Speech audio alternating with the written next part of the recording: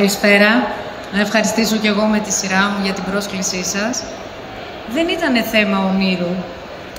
Μπορώ να πω λίγο ότι εδώ η φύση έδωσε τη λύση. Είναι ένα εξαιρετικό προϊόν.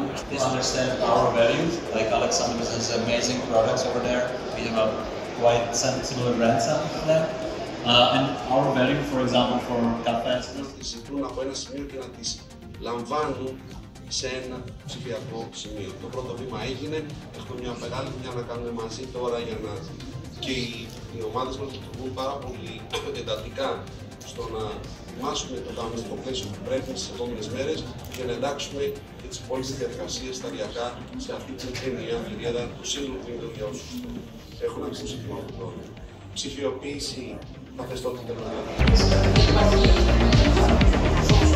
Until today, they don't see environmental issues at the same level, most of us. We see also that US is changing a lot on this type of regulation.